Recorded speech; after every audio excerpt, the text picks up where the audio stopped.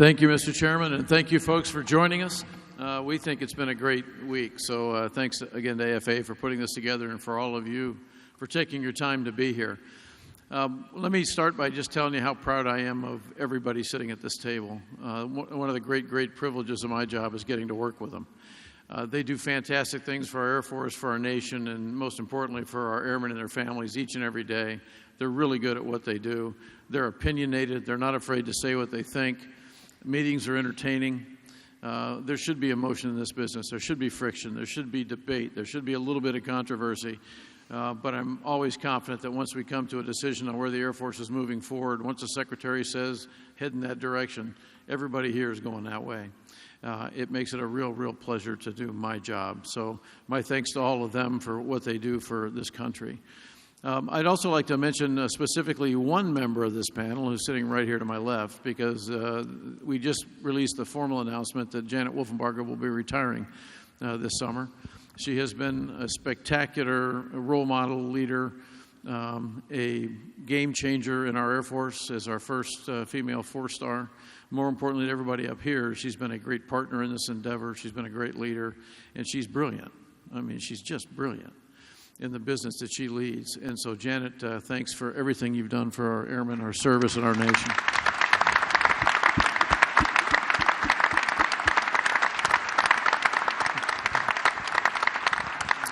Janet's replacement will be currently Lieutenant General Alan Polakowski, who currently works with Bill LaPlante in AQ, and so that transition will happen sometime in early summer. Let me start by just jumping right into questions. We don't need to talk at you a bunch. You've heard that all week. Let's get to the questions that you want to ask. And while they're gathering those, we have a couple we were handed ahead of time. And since Janet is the dean of the team here, we'll let her go first. And I haven't told them any of these questions, so I have no idea what you're going to hear. Janet, your workforce has had some big ups and downs. Are you on a stable glide path now, or are you expecting a manpower shortage in the coming years due to retirements and slow accessions? So unlike the other major command commanders here, I have a unique demographic in my command. We are 76% civilian.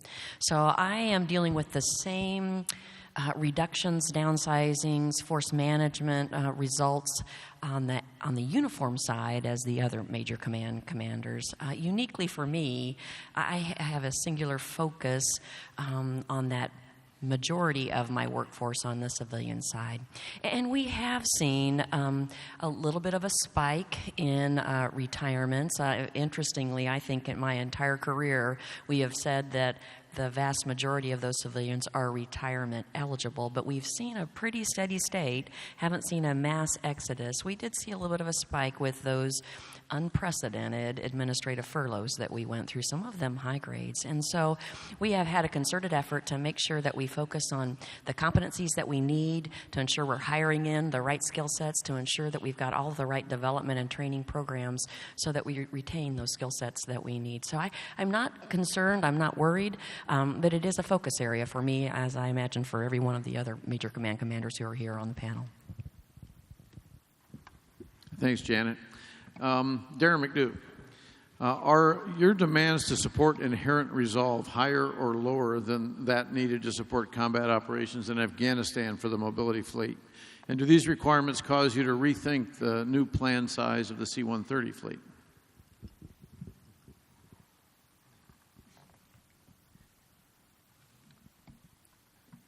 So I'm struggling real quick with it for an answer, and so I'm stalling. How effective is it so far?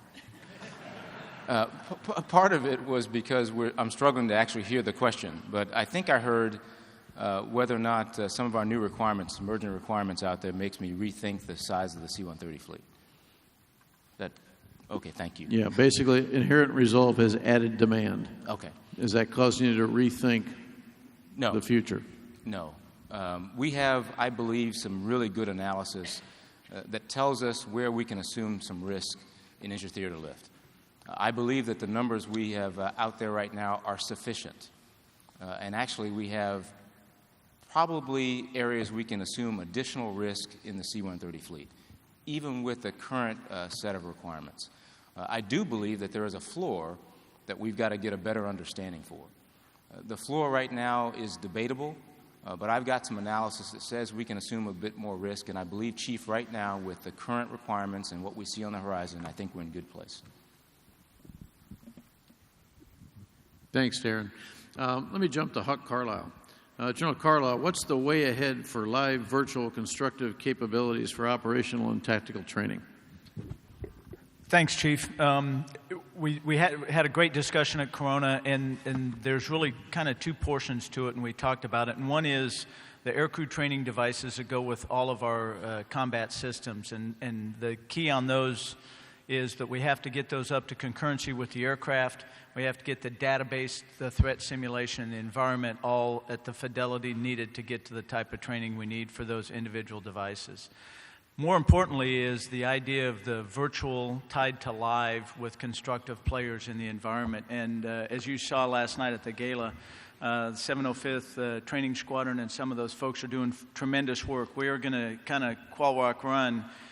In Red Flag 15-2, we are going to have a JSTARS in Kirtland control missions on the Nellis Ranges in a case of virtual, i.e. the JSTARS working with the live flyers out in the Nellis Ranges in the NTTR. In Red Flag 15-4 in August, we're going to do more of a run, and it's going to be significantly more simulation at Kirtland tied to the live fly at Nellis. As the Chief says, in today's environment, given the capabilities of our aircraft, especially the 5th gen, the increasing capabilities of the adversaries, and then the classification requirements of how you protect information that you have, more and more the highest fidelity, the most valuable high-end training for our aircraft and our airmen are in the virtual environment. So to tie the virtual with the live to continue, because and oh, by the way, if there's any programmers in the world, this is no flying hour offset, because you have to fly what we fly, but you have to get to some high-end training in the virtual. And the other thing that we're looking at is how do we get more credit for experience in our air crews taking advantage of that virtual environment. So the way forward is to continue and increase that, and what we're looking at in the near term is a virtual warfare center Nellis. It'll be the kind of the groundbreaking event that we're going to try to get to, where we put high-fidelity sims at Nellis, combined with KOC-N, combined with the live fly capability, and tie those together in a closed-loop system. And then we'll learn from that, and then we'll go from there, and the other ones that we're going to put throughout the rest of the commands, potentially one in the Pacific, one in Europe, and maybe another one in the States. Thanks, Hawk. John Hyten, are you satisfied that the RD-180 situation has been adequately addressed, and are you confident that you will have reliable space access for the foreseeable future? So, thanks for the easy question, Chief. So, am I confident that the RD-180 has been adequately addressed? No. I can't be confident the RD-180 is adequately addressed because we don't know the answer to get off the RD-180 by FY19. We have clear direction from the Congress to get off the RD-180 by FY19. We have a desire in the Air Force to get off the RD-180 by FY19. We're going to do that, but we don't know the answer. We're going to go out to industry in the very, very near future, imminently, and we're going to ask the elements of industry to come back and tell us what they believe the answers are in order to do that. Until we have that discussion with industry, I can't be confident that I know what the answer is to get off 19. But I can be confident, the second part of that question, that we're going to have assured access to space through that period. There is no doubt we have ways, we have options, we have different ways to make sure that happens. I've been in the Air Force 34 years now. Twice in my career, we've lost assured access to space. The first time was after Challenger in 1986. The second time was after our launch accidents in the late 90s.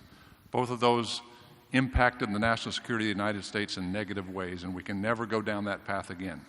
So we will maintain options to have assured access to space through that period, but we still have work to do on the RD-180. So thanks, Chief. Thank you, John. Sevy Wilson, Global Strike Command. What changes in Global Strike Command seem to be resonating most with the crews in terms of improving morale and performance? Chief, I'd say the biggest change is the empowerment of our airmen at all levels. You know, we're embarking on a cultural change, and one of the things we wanted to get away from is the micromanagement and the one mistake mentality that went on, where perfection was the standard with no ability to make any mistakes. So the training that we put into place and how we inspect that are some of the biggest changes going forward. You know, we're hitting 5 big areas that the Chief and Secretary have been so helpful on. First, we've improved the manning, and that helps. So they added over 1,100 positions to the command over this last year. Besides the manning, there's certainly some significant investment coming into the enterprise. The third thing is we've made some big changes into the personal reliability program. We think we've actually strengthened it, but put it back into the hands of commanders and got the administration, administrivia, we'd call it, out of the way. We've done some big changes into the security environment, and again in the inspection environments. But overall, the biggest thing is the empowerment of our airmen. And when you let young lieutenants and CGOs and NCOs do their job, I think that's the biggest morale increase that we're seeing, and we're doing just that. Okay, thanks, Evie. Brad Heithold, from an AFSOC perspective, how do you see your mix of aircraft evolving over the next decade? And are there any gaps in capability that you need to fill during that time period? So right now, Air Force Special Operations Command is in the middle of a pretty significant recapitalization effort. We are recapitalizing our AC-130s, our MC-130 gunships, our ISR platforms. Just almost across my entire portfolio, there's change going on. So the challenge for us at AFSOC is to manage that, because I don't get to take a knee. We're in the middle of a conflict. We're right in the middle with our joint partners at USOCOM against violent extremism. So that's not stopping anytime soon. So I can't take a knee and recapitalize. So I have to maintain a level of capability and readiness today with my legacy force as we go through this recap effort. So I'm pretty pleased right now with what I'm seeing on the recap efforts of the AC-130. Most of you know we're moving to the AC-130J. I call it the ultimate battle plane, because I'm going to have a dial-a-bomb capability and I'm going to have guns on it. We're upgunning the aircraft with a 105. It will be an ultimate night CAS airplane for special operations. I'm confident that if we slow down, we'll get it right, and I'll hold on to some of my legacy in the process. My MC-130J fleet, I'm confident that we'll get a TFTA radar, train following, train avoidance radar, that will work, but it's going to take time. So in that interim period of time, I'm having to hold on to my legacy systems a little longer, because once again, I can't take a knee. But all of this, Chief, I think is manageable as we go forward, as long as we don't get too big a hurry to try to get it done. So I'm confident that we've got the right tools coming on all fronts and all the capabilities that I provide to the joint team with regard to ISR platforms, manned ISR and unmanned. I'm confident that we have the right numbers and the right capabilities coming out on that. Thanks, Brad. Sid Clark, as the Director of the Air National Guard, how do you get your force to balance being an operational force versus a strategic reserve with the traditional members' responsibilities to their civilian employers and community? Yes, sir. You know, the concept of the operational reserve, it is on the backs of our airmen to fulfill that contract. You know, I always classify things in terms of if there's a big war, full mobilization, that's the easy one actually for us. We know how we would do that. Below that is a heavy rotational demand and the post-war conflict that we saw after Iraq and Afghanistan, and how we commit the airmen to that. And obviously that's a heavy operational reserve commitment there. And then below that's things like security, theater security packages that we would be sending airmen forward to help fill out combatant commander requirements. Inside of that also, below one level of that, is the ongoing training that we do day to day, not just for ourselves, but on behalf of the Air Force, whether it's adversary air, training JTACs, whatever it is out there. We're doing all of this at the same time, and I don't see that slowing down. The one thing I do keep in mind, though, is we also do provide an element, along with the Air Force Reserve Command, of a strategic reserve at the same time. Because if everything's committed, in history, that's never been good for a military and nation to have everything committed all at once. But the idea that you have that backstop, particularly going all the way back up to full mobilization if it's required, you need to have that capacity. And what I have to do is strike the balance between all of that to make sure that we're not breaking faith with the families, the employers, in order to fulfill the operational reserve commitment, but be prepared to do a big war, making sure that all the airmen are trained at the right level so that without hesitation, Chief, you can turn to us and say, we need you in the fight right now. And that's our challenge, is to make sure that we meet those training requirements and be prepared to engage very quickly if required. And I think all the airmen that are members of the Air National Guard are very proud of the fact that you can turn to them in time of need and put them into the fight. And the credit goes to senior leaders like yourself and your predecessor, sir, who had that vision of creating an Air Force that works that way. Thanks, Sid. For Lori Robinson, what is the Pacific Command and Pacific Air Force's approach for defending air bases in an A2AD environment in your theater?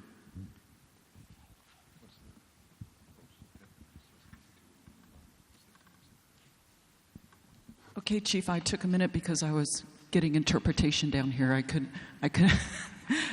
I'm a little slow. So I'm going to read it back, Chief.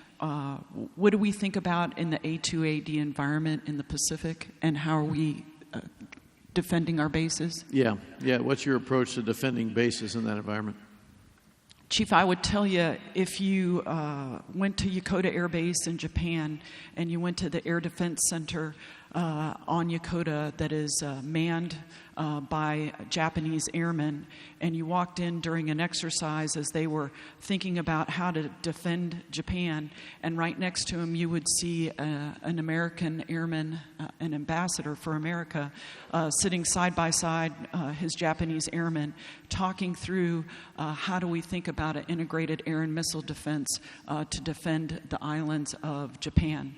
If you think about the Pacific Integrated Air and Missile Defense Center and the work that that's doing throughout the command, talking about defending not just Japan, but defending Korea or any other places that are of national interest, it starts to do with partnering, it starts to do with ambassadorship by American, and it has sitting down next to airmen of other countries. But from a physical perspective, I would tell you, I think Air Defense Command in Yokota, Japan, with our Japanese airmen partners as well as our American airmen, talking through that and training for that every day is probably the most physical and tangible effort to support your question. Thanks, Lori. J.J. Jackson, the Air Force Reserve is involved in almost every Air Force mission, but some more than others. In what areas would you like to see a bigger reserve presence? Thanks for the question, Chief. As you well know, and as you stated, we're a full partner in every mission set, in every MDS, and every core capability of our Air Force, and we're very proud of that. What we've attempted to do in the last 2.5 years since I've been on the job is to actually do some of the prioritization that we're now doing across our total Air Force.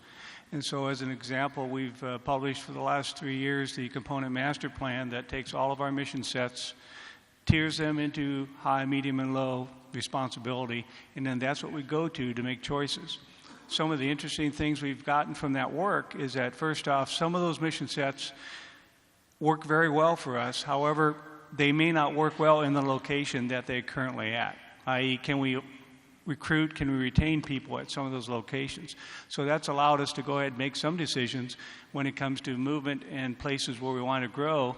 And a recent example is the movement of the F-22s from Holloman to Tyndall. We were fully supportive of that because it allows us to retain that capacity and capability and that experience for the Air Force in a better recruiting and retention location. And as we look into probably the two growth areas that we're most focused on right now, cyber and ISR, we've put in place approximately 10 ISR squadrons, stood up our ISR group, and we've done that at locations where we're able to 80% man those units now in just 3 years. So that's the type of work that we do right now, and it's going to fit in very nicely with the new strategic planning and programming process that the Air Force has put in place. So we're very comfortable that we're able to make those choices and provide the citizen airmen for the nation that you need. Thanks, JJ. For General Gorenc, how is the Air Force contributing to reassuring allies in Europe as a result of the activity in Eastern Europe over the last 18 months? After Crimea happened, there was a series of intermediate assurance measures that were implemented and directed by the SACEUR. And basically what the concept was to reassure our allies in the north, the center, and the south with air, with land, and with maritime, if possible. We were actually, on the air side, very quick to respond. General Breedlove pointed out last time that, from go to show, we moved, 6 airplanes into Lithuania to join the 4 already there in 14 hours, using forward-based air. So that reinforcement, particularly of the Baltic air policing, continues today. We don't call them intermediate assurance measures anymore. They're called assurance measures. We've had great success in reinforcing air policing in the north. The south was a little bit tougher. We learned a lot of good things along the way with respect to some things that we have to correct to make air more effective there. And in addition, we had a veritable plethora of exercises put on to do some advanced training with our folks, particularly at the Polish AVDET. Very quickly after Crimea, we actually moved 18 F-16s to the Polish AVDET, which was very, very well received and noticed in our attempt to assure and deter. Right now, our focus is trying to implement the results of the Wales Summit communique, and the program is called the Readiness Action Plan. The Readiness Action Plan is designed to increase the responsiveness and the readiness of particularly the NATO Response Force, the NRF. And in that attempt to increase readiness and responsiveness, there are basically 2 elements of that. The assurance part of it, which is what I just talked about, and those will continue. Besides air police, it includes NATO AWACS presence over Poland and Romania with the air refueling, and then some ISR.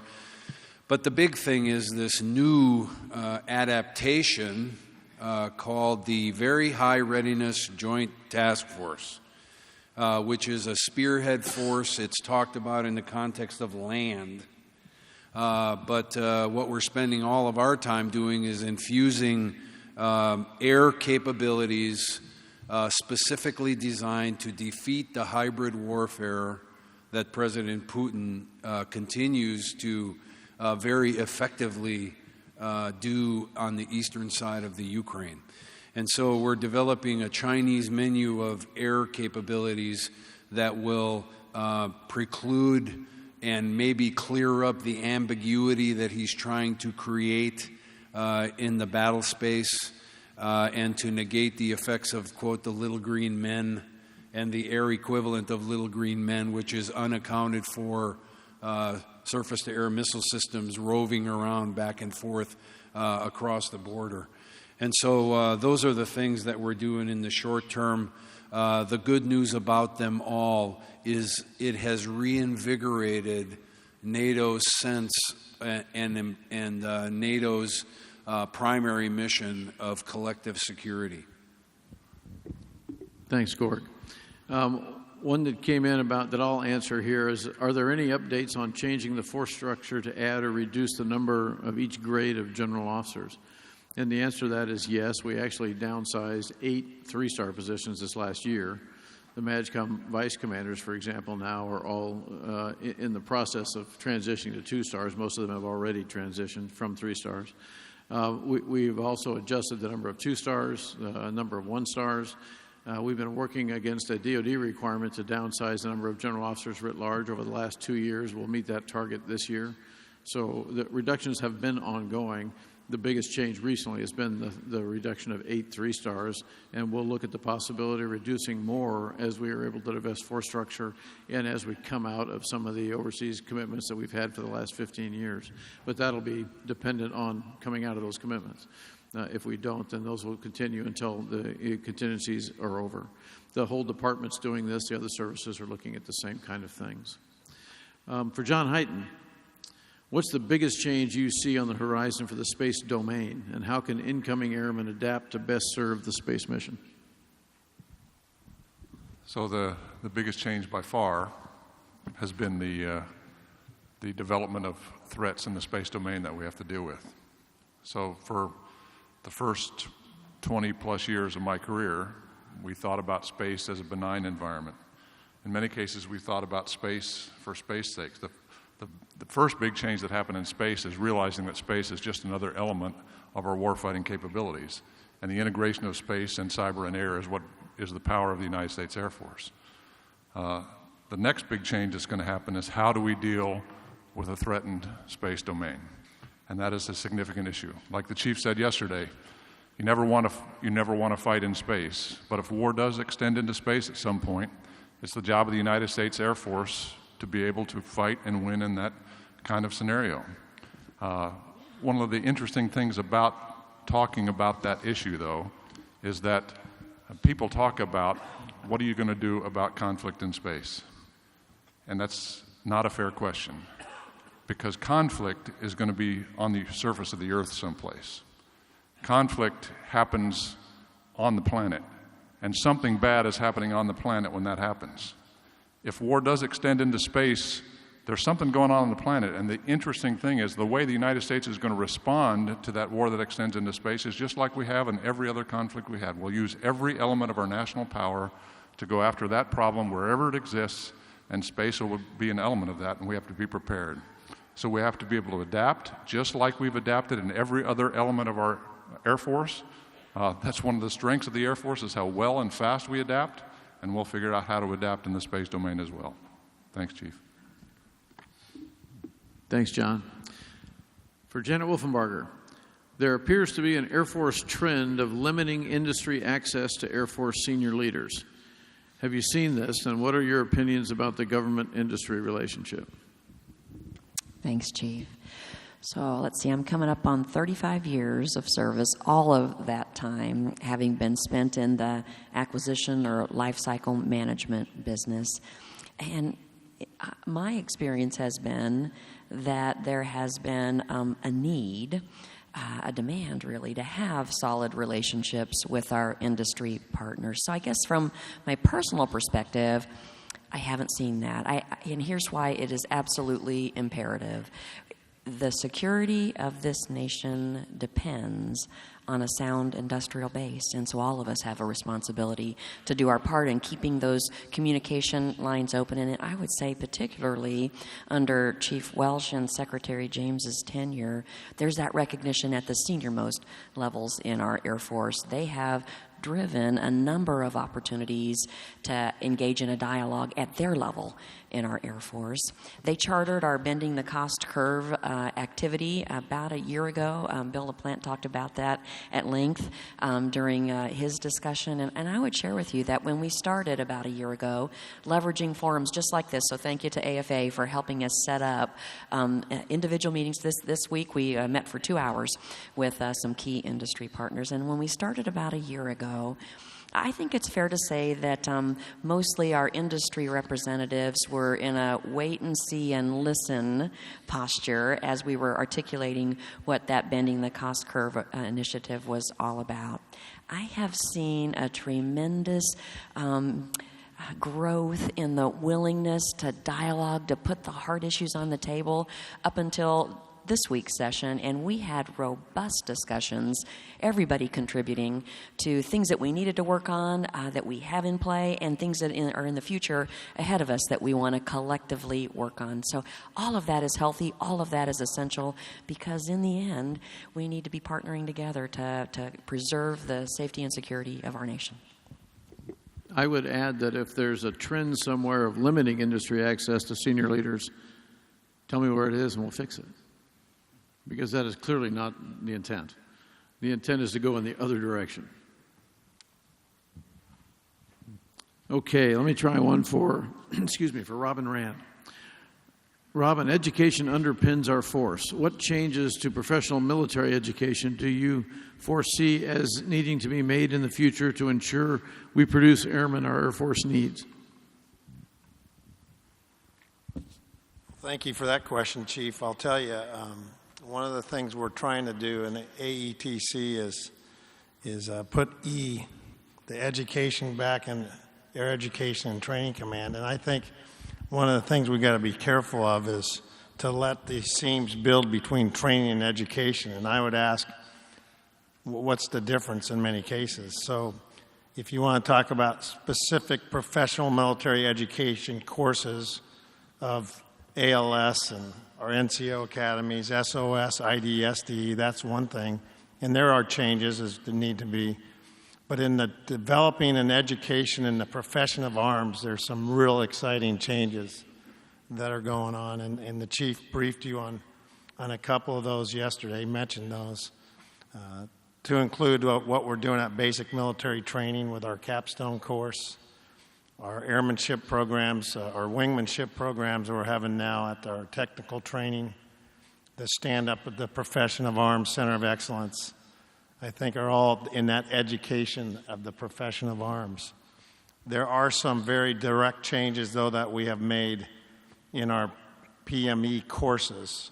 One we just implemented this year with SOS, where we shortened the course from 8 weeks to 5.5 weeks. I think we still have a great course, but the benefit is that we're going to get all our active duty officers to SOS within their first 7 years, and we're going to be able to bring many more of JJ and SID's officers to our SOS. We're on a journey with our Officer of Professional Military Education, OPME of the future, where starting as a second lieutenant through that next 18 years, a path to do advanced education where many of the things we do during the course of a career will work towards an advanced degree. And at the back end, for those who aren't as fortunate to go dedicated to some advanced academic institution, can still achieve that advanced degree that is very important to our career development. So those are just a few chief changes that are undergoing for the future. Thanks, Bob. I appreciate that. Question for Sid Clark, and then Darren McDew, I'll ask you to answer the same question after Sid. Sid, what is the way ahead to make sure that the Guard's legacy C-130s remain viable in the future next generation airspace? The C-130 fleet that the Guard operates is largely a legacy fleet that requires some modernization efforts to keep up this operational reserve. And we see that the most immediate needs are the things that are compliance issues. So we'll take it that the safety and the reliability of the aircraft themselves is solid. That's largely due to the amount of money that the Air Force puts into weapon system sustainment. Little vignette, Chief. Last month, the Secretary and I traveled to Antarctica, and we took her to the South Pole in a 1972 model LC-130 that was originally purchased by the Navy, flown for a while, put into the boneyard, pulled out of the boneyard into the 109th Airlift Wing up at New York Air National Guard, and we're still flying that airplane today. And we have so much confidence, not only in how much we put into weapon system sustainment for the safety and reliability, but we also have the confidence in the airmen to maintain it and fly it in an extremely austere environment. And we're so confident in the Air Force that we stuck the Secretary of the Air Force on the airplane and took her down there to minus 40-degree temperatures, where you don't shut down the engines, you keep the propellers turning. But that story, that vignette is that we have so much confidence in these airplanes, but these are legacy airplanes, and at some point they're going to have to be recapitalized. In the meantime, the modernization efforts that got to take place are things like compliance, particularly for airspace management, either domestic or international. And then those things like reduced vendor supply items, propulsion, propellers, other things that are going to happen after that So we've got kind of a roadmap that we've built on how we'd like to modernize the airplanes over time on a pathway to recapitalization. Thanks, Sid. For J.J. Jackson, I'm sorry, Darren, anything you'd add about... Darren's opinion is usually overlooked in this group. We tend to take money from him all the time, but... That's true, Chief. Yeah, I'm sorry, Darren. What would you say about the fleet-wide stuff you need to be doing? You did promise me that the beatings would stop when I was no longer the newest four-star in the group.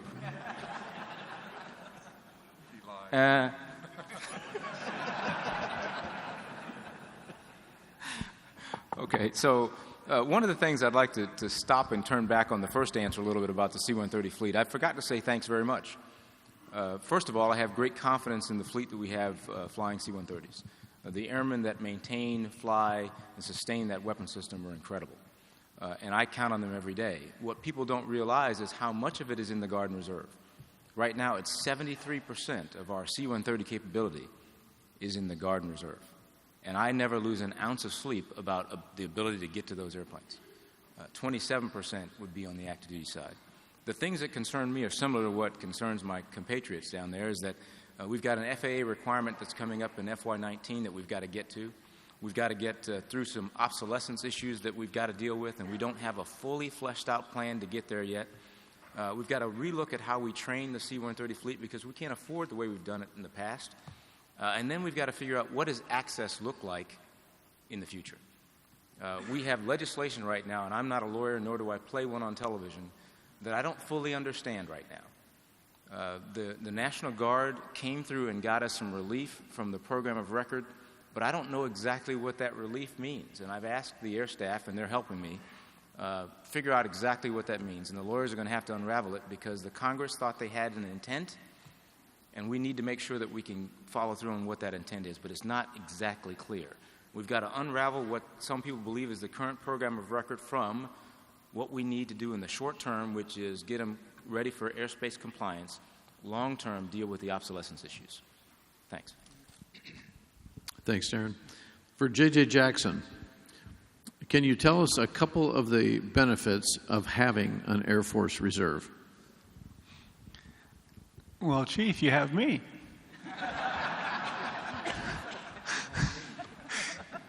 But all that aside, one of the things, and I've answered this question a couple of times in different forums and stuff, but I often get asked, why did I join the Air Force Reserve instead of the Air National Guard, as I transitioned off of 14 and a half years of active duty. And each one of our airmen, both Sid and mine, make that decision based on their family, based on their employers, based on what they need to do that's best for them.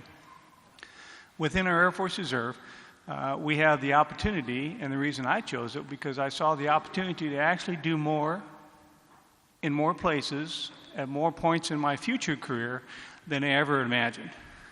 And I'll be honest, boss, I never imagined I'd be up here with you doing this job. But now, since I've done it for 2 years, I can't imagine myself anywhere else. The bottom line is, sir, that you have 3 strong components for good reasons, and every one of those brings something to the fight. And our Air Force Reserve brings and trains combat-ready citizen airmen to the nation, and being a very simple aviator, some people may call me a simple-minded aviator, we provide operational capability every day, strategic depth, and surge capacity.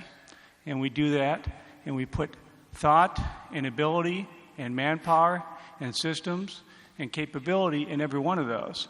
And every one of those allows the nation to do the job that needs to be done. So you can look across 3 components and find 3 great pillars of strength. And that's what we need to do, and that's what we're doing now, I believe, with our response to the National Commission on the Structure of the Air Force. Thanks, JJ. This is actually a question for Betty. It said, Mrs. Welsh, is this the best-looking panel you've ever seen at a conference? Thank you. A question for Frank Gorenc and Lori Robinson. And you can answer either or both halves of this. We'll start with Gorenc. What capabilities of our partners do you value most, or what would you like to see more from our partners in terms of operational capability? Sorry, Chief. I think that the capabilities that I value most of our partners is one, their innovation and their willingness to be a part of the Pacific Theater. Two, if you look at both Japan, Korea, Australia, each of those countries are not the same, but each of them have a very big desire to be interoperable and work side by side with U.S. citizens and American airmen. If you look at each of those countries and look throughout the Pacific Theater, everyone from a humanitarian assistance and disaster relief perspective wants to work with the United States airmen so they understand quickly should something happen, and it's not a matter of if, it's a matter of when, what it is that we can do together. So I value their ingenuity, their spirit, and their desire to work with us, and I value the fact that they enjoy exercising with us so that at a time of crisis we're ready. For me, I think it's important, before I answer the question directly, to remind everybody that in Europe we have allies and we have partners. You know, the allies are part of the world's greatest alliance in the history of warfare. Of course, that's NATO. And those are 28 nations bound under the Washington Treaty with the Article 5 guarantee. It's been around for many years. There's lots of processes that are all designed to increase interoperability and to promote cohesiveness. All that being said, inside the NATO alliance, we have air forces that are very independent-minded, and they have and possess capability across the entire spectrum of what air forces would do. You know, measured by our standards, air and space superiority, ISR, rapid global mobility, strike, the command and control, to put it all together. So we have a few that are very highly capable. And then at the other end, we have relatively small nations that basically contribute to the spectrum of those core competencies that an Air Force would provide in their own way under the rubric of smart defense, the Connected Force Initiative. That's well beyond the scope of this answer, but the bottom line is they contribute where they can, and where they do contribute, they contribute in accordance with the NATO standards, and they share common NATO training. So, inside the alliance, I think we have the full spectrum of capability, but the fact of the matter is, for NATO Air, of the 16 shortfalls identified by the NATO planning process, 12 of them are in air, and they're the ones that you would expect. Airlift, ISR, air-to-air refueling, and there are others. We also have a full set of partners in my AOR, and some of them are exactly the same construct. They're responsible for their own defense. They contribute and usually have a full spectrum Air Force that is fully capable. But in the end, I'll have to answer this question in a generic way, because the capabilities are all there. Some are very high, some are not as refined, but across the board, I'm most concerned about capacity. And we clearly have capacity problems in our own Air Force. Inside the alliance, we do also. But, airlift, air-to-air refueling, and ISR probably are the ones that I would like to have more capacity, both from our allies and our partners. Chief, can I make a comment? Thank you, Chief. I wanted to make a comment.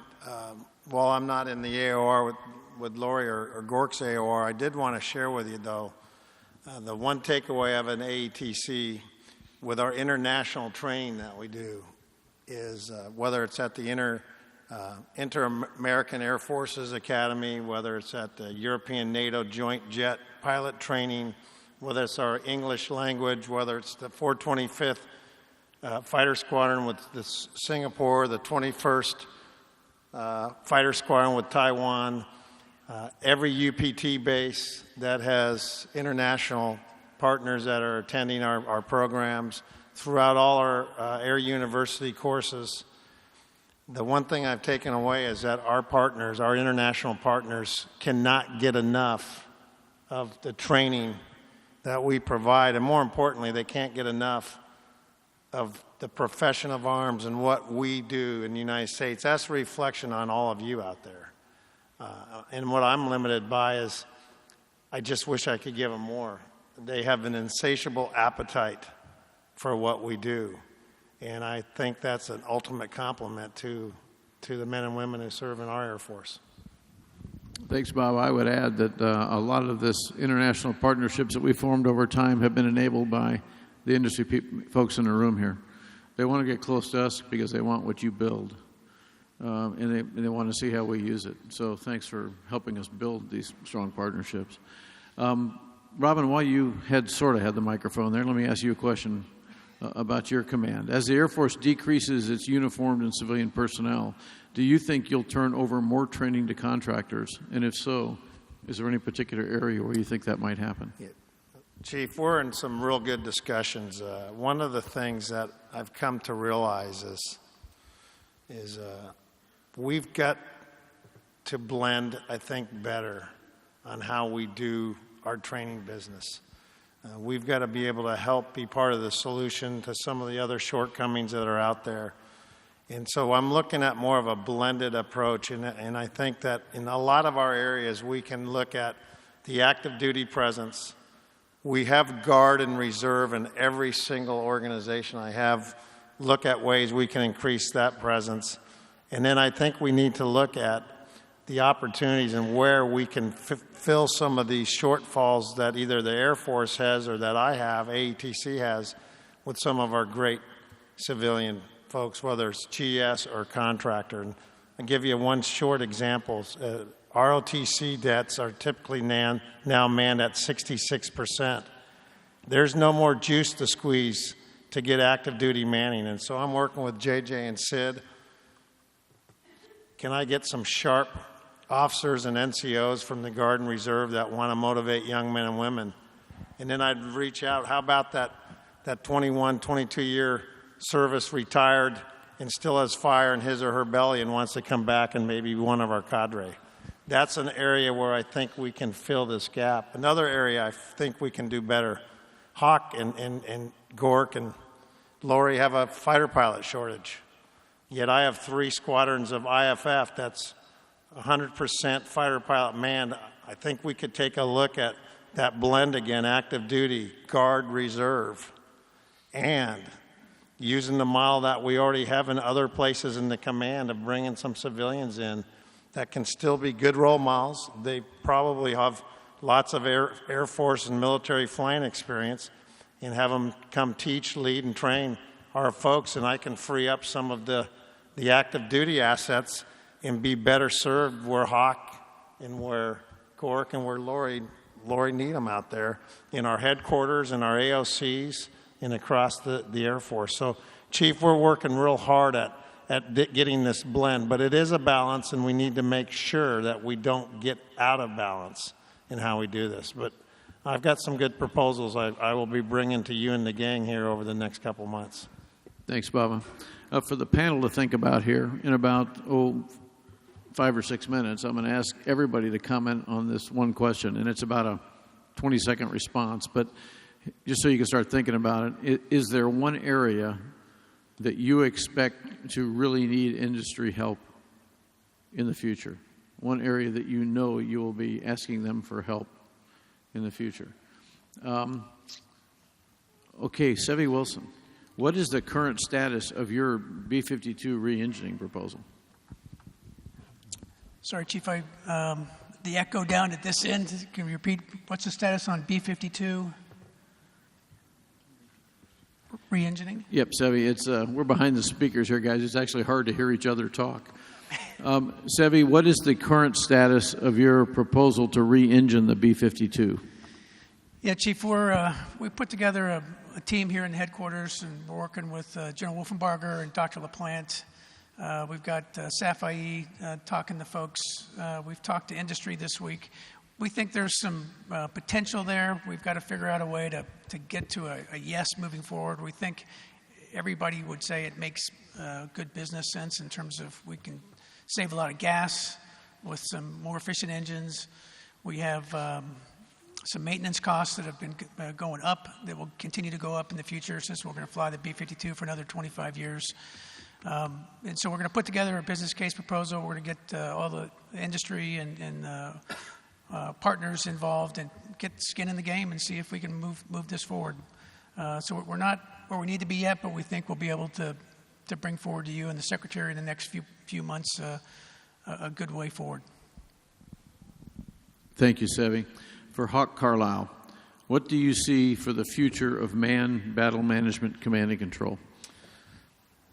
Great question. Actually, there's a bunch of expertise on this panel. Certainly one of the greatest is Lori Robinson. But I think as we look at, for example, the JSTARS recap, what we're going to try to get to with the E3 recap in the environments that we're going to operate on, I think the BMC-2, the Battle Managed Command and Control, has got to be at some level on the aircraft. I believe that the man part of that, man in the loop, given the potential for contested, denied, degraded, or deceived environment that we may operate on, and the idea of an aerial layered network that kind of has a nodal mesh, which is often talked about, having part of that node, having command and control expertise, those ABMs that we got to meet last night, and what that does for the ability to operate in an environment where you could be degraded or denied.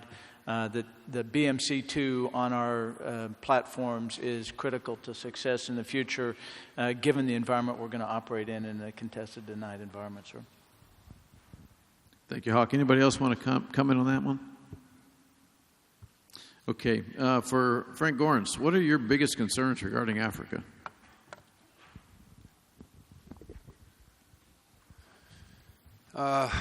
That's a good question, Chief. I mean, right now, Africa is one of those areas, that are we're operating in the way that the combatant commander wants us to. Light, small footprint at the invitation of the government for a certain amount of time. But with respect to Africa, one of the things, and I'm going to say this, it sounds stupid, but man, is Africa big. Until you've been there, I got a C in geography. I have to admit, but right now it's primarily ISR focused, airlift, logistics. Clearly, the Ebola response, once we decided to take it, demonstrated the value of logistics in an area like Africa. But back to the original point, man, is Africa big. And the other thing that you don't realize is there's absolutely no road infrastructure or railroad infrastructure, and movement across the land is unbelievably hazardous. And so airlift is a very, very important mission for that. But you can see in Africa a lot of efforts going on. One of our allies there has lots of interest there. Of course, I'm talking about the French. We are helping them there, particularly with airlift and air-to-air refueling. And so a combination of all of those missions, basically, what keeps me up at night about Africa is an exploding emerging requirement, or the proliferation of terrorism across that continent, because it will require significant resources to accomplish, even in those limited areas that I talked about of airlift and ISR. Thanks, Gord. Okay, let me go back to the question I raised before. Is there one area that you expect to really need industry help in the future, one thing that you're really focused on? And we'll start at the far end of the table and move this way. Chief, as we look to explore new ways of doing business with the ground-based strategic deterrent, we're going to certainly need to partner with industry to bring forward some ideas as we recapitalize the ICBM next. Everything from the flight systems to the NC-3 and the infrastructure that supports it. Chief, from the Air Force Reserve perspective, we need the continued support, and thank you to the industry and partners out there for support of our citizen airmen. One of the data points I have to pass along to you is that 75% of our Air Force Reserve members have joined since 9/11, and that 81% of all of our deployments, and I'm very proud of our deployments because we provide at least 10% of the capacity for the Air Force and have a very low reclama rate, 81% of those were filled through volunteerism. And it's because every employer out here in the audience has supported that citizen airman when they've been called to duty. So I'd ask that we continue to do that. We keep a close pulse and we survey you routinely on the impact and the effect. I'd ask you to complete those surveys, give us that feedback, and help us continue to serve the nation. We have a couple of unique mission sets in the Guard that it may not be as obvious in this session. One of them is like the Homeland Air Defense mission. And I'm sure General Etter would host anybody down there who'd like to come and know more about that mission. And it's not just about fighter jets and radars and missiles. A lot of it has to do with command and control. Now, he exercised a lot of that through General Carlisle's portfolio at Air Combat Command as the commander of 1st Air Force, but he also was dual-hatted doing the continental region for NORAD. So he has certain perspective with regard to NORTHCOM and NORAD. Because if the nation is truly the golden goose that produces the golden eggs of capability for this nation, then job one is protecting it. And so that unique mission set, we think about that deeply in the Air National Guard because we have the large investment in that portfolio of ensuring that. And we're very proud of the fact that we're counted on to do that mission day in and day out. But I also wanted to let you know that with the National Guard Reserve and Equipment account, and I think JJ would pile onto this as well, the dollars aren't really that big. We don't have a lot of money invested in R&D, but we do get money from the appropriators to add on to the Air Force budget for capabilities that would bring our legacy fleets and certain capabilities up to par. And if you're not as familiar with the National Guard and Reserve Equipment account, I'd ask you to take a look at it. I could give you an average of the dollars over the years, approaching $400 million a year. Not small dollars, not huge dollars in some terms, but certainly money that is well spent on combatant commander requirements, including those for the homeland that we have. And if you're not familiar with it, I would ask you to get familiar with it, and then you might want to take a visit out to our test center out at Tucson to see how we do that. We probably closely model more Special Operations Command of turning capabilities faster to the warfighter through how we bring the acquisition process, if you will, to bear for these capabilities. So I would offer that opportunity to you. Two things come to mind that industry can help me with. One's kind of in the hard category, one's in the easy category. So I need the ability to tag a target from the air. We spend hours upon hours, days and days with RPAs and other assets watching targets, so we can't afford to blink for fear that we'll lose the target.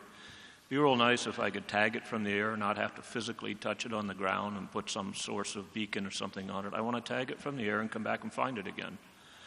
That's a hard one. There's physics involved here. But I want you to be able to put a barcode on it, okay, from the air, and then I want to come back the next day and find the barcode. There's ways to do this. There's vehicles have emission devices on them. So I need to tag it, and I got to be able to come back and find it. So industry could help me with that. The other, probably not quite as difficult as that is, you're going to find this very hard to believe, but we don't want to kill everybody that we have on our sites. There's times, actually, where we would like to have non-lethal means to force them to stop what they're doing. Things like microwave energy guns. It'd be real nice someday, since we have the room on a AC-130, perhaps we should be looking at a microwave energy gun that makes people stop what they're doing without having to kill them. And then secondly, high-energy laser in place of the 105 on an AC-130J. I've got my aircraft in a block build configuration where we spirally develop them. These are things that are out there in a block 40, block 50 configuration someday as we look to the future. We just want to take a comm node out in the middle of the night. Nobody hears anything. Nobody sees anything. It just quits working because we burn a hole in it. So those are the kind of things I need your help with. As we have come down in our fighter force structure and then we have increased our capacity of 5th gen, and as we bring F-35 5th generation online, one of the things, and I know there's ideas out there, but I'd like to see if we could think about this differently, is how do we bring more capacity for our 5th gen fighters to fight against? I know there's a lot of platforms out there, but is that the most cost-effective way to provide adversary air for our 5th generation fighter? So as we think through this, and we know that we're going to be training differently with our 5th gen fighters, you know, I don't know if exactly putting pieces of metal in the sky is the right way to provide more capacity. So when you guys think of all the great ideas, I'd ask that you bring them to Hawk Carlisle, and he'll be ready to take all of them. Thanks. Boy, it's great to have friends. When you hear the question, one area where industry could help, it's almost an infinite list. We already talked about the engine, need help with the engine, talked about affordable satellites, talked about disaggregated capabilities, talked about new satellite buses. But really, the key to the kingdom is command and control. The key to the kingdom for the future of the Air Force is command and control. So we have got to figure out how to do real-time interoperability across all our domains. We have to figure out a multi-domain approach to how we do operations. We have to figure out how to fuse the data. We have to move from a 20th century network-centric model. That network-centric is actually a 20th century term, and move to a data-centric model in the 21st century where we're protecting, controlling, and moving the data that we need to go through that. We need that in the JSPOC. We need that at 24th Air Force. We need that in every AOC that we have. To me, that's the key to the future of the United States Air Force, is the command and control piece, and that's what we really need help on. I wish I could use rubric in a sentence like my compatriot down here, but I can't. Real quickly, I need your experience, your expertise, and your ideas. If you look at several weapon systems we've got to bring over the next few decades, we've got a tanker recap, we've got a CX out there, and we've got a presidential aircraft that we've got to recapitalize. I'll use the tanker real quickly. The KC-46 is almost here, but we've got to drive it home. KC-Y, is it time for a revolution there or just an evolution? By Z, in that recap program, we must get to a revolution in ideas. It has to be autonomous or semi-autonomous. Multi-role in my business heretofore has been tanker and cargo. Maybe it's tanker and ISR. And maybe it's more platforms that are more efficient that gets us booms in the air and maybe not the biggest offloads. I need your help with those experience and ideas to get to whether it's time for an evolution or a revolution. Well, those are good words, Darren. I agree with you. And I agreed with John Hyten. And if he says the key is command and control, another key that I'm convinced about is our Air Force has always been effective. We've got to be better at being efficient. I need your help on how we can be both effective and more efficient. And specifically, that's with our procurement costs and in an AETC. I need to work at what can we do in the LVC, in the simulation arena, to help offload some of that train that's very high-end and costly, still be effective, but also efficient. Thanks. For my colleagues on the left, what I really want from industry is a fully functioning 20-second digital clock that buzzes at the end of 20 seconds. Thank you. Yeah, based on the last panel, I really want a fully functioning combat cloud. Thanks, Dave. My aspirations for this question are fairly low. What I really would like is, in the spirit of coalition warfare, alliance warfare on a C2 side, I would like the hardware and software necessary to be able to create the fully functioning mission computer system rapidly. I know there's policy issues on that, but the holy grail is that hardware will work the policy, so that's what I want for Christmas. Thank you. Thanks, Gorenc. Two things, and one of them was brought up. Operational Training Initiative is something that's coming about. Lori and Baba and Gorenc are all talking about it. The three components of that are the ad air, contract ad air, potentially, if we can get there at a cost-reasonable price. LVC and how we do that in a closed loop till we can get to the high-end multi-level security, and then range infrastructure to get a range that's representative of a potential threat environment out there we're going to live in. Those are the three. And then it's been talked about a lot, the Air Superiority 2030. Double loop thinking. Bill LaPlante's presentation was fantastic. We need your help. Industry is going to be a key component to that, and we need you engaged. We need you to be part of that. As Bill said, if you can take your IRAD money to embarrass us, to find solutions, embarrass away, because if you find solutions, we're going to take advantage of them. Last, unless you want to take a turn too, Chief. What I need help from industry on is not just bending, but shattering that cost curve. I think, Chief, you've used that term before. We need your help, your big brains, your smart people on helping us across the board in all of the things that were talked about up here. In delivery of warfighting capability for fewer and fewer dollars, it's absolutely imperative because the future, again, of our country depends on that. And one of the things we talked about in our Bending the Cost Curve session this week was not just the front end. There's a huge spend in the sustainment back end, and so we are really going to be putting a focus on that. So any great ideas you all have across that entire spectrum, we're all ears and ready to work with you. I need you to get involved with the developmental planning effort we talked about yesterday and with the capability collaboration teams as we build them. It's got to be on the front end. More of a follow on this one, but please think about joining us in this effort. We won't be successful without you. I'd also like to we're going to ask one final question to Janet, let her close out the panelist part, and then we'll turn it back over to the chairman. But I would like to thank everybody from industry for being here. You know, a Department of Defense without defense industry is just a really good-looking parade. Thanks for making us a fighting force. Janet, for the final panel question, as you look back on your years and years and years and years of service. Just say decades.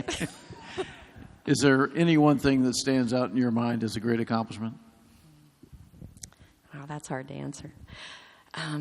I've spent my career working in acquisition lifecycle management. I have my fingerprints on 3 awesome weapon systems, the F-22, the B-2, the C-17, and I'm hopeful that my legacy will be partly those weapon systems and the length of time they'll stay in the inventory. I think that I've also had the opportunity to affect our system, to make it better as a result of having gone through the work that I've done on those primary weapon systems. But can I summarize by saying it has been an absolute honor and a privilege to have been given the opportunity to continue to be given positions of increasing responsibility, culminating in this opportunity to run the major command that I grew up in and to get a chance to work Air Force level issues with extraordinary leaders like you see up here on this panel. It has been my privilege and my honor to have been selected as the first a few times in my career, starting with being in the first class of women that went to the Air Force Academy, culminating with being the first woman Air Force in the United States Air Force. And it has been my absolute honor and privilege, this is the most important, to lead airmen, officer, enlisted, and civilian. I wouldn't change a thing over the last 3.5 decades, so thanks very much.